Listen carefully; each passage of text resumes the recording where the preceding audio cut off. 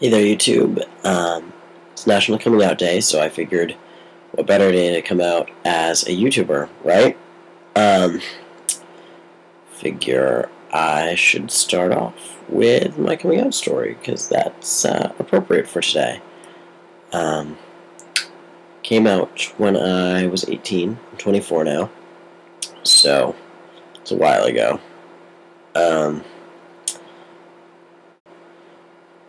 So I went to college in Lancaster County in Pennsylvania, which is not the friendliest area for gay people. And being from Rhode Island, which is fairly gay friendly, it's a little odd that that's where I chose to be when I came out. But that's where I was.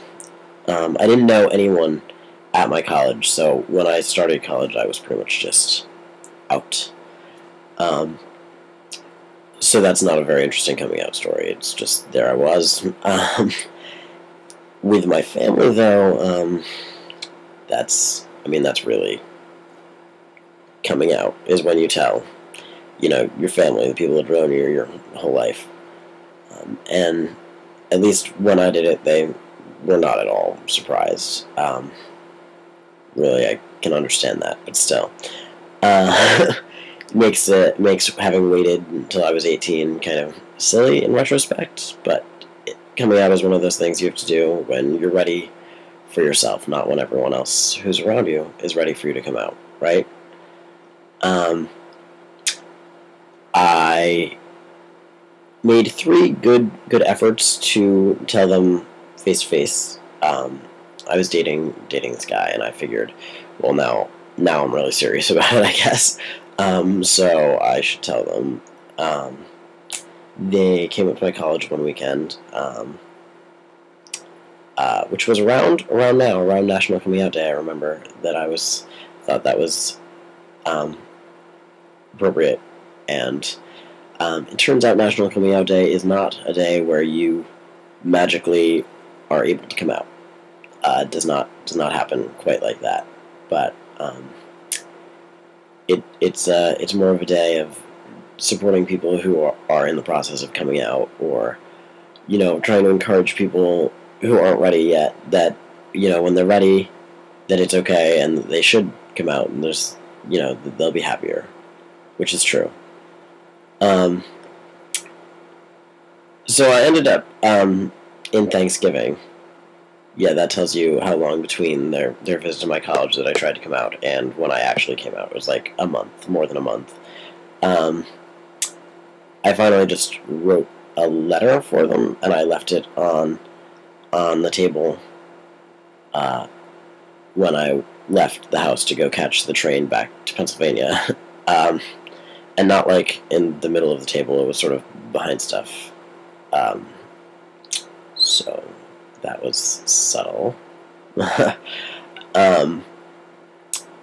Which was, it was good. It got the pressure off of having like a face-to-face conversation, and some people need that.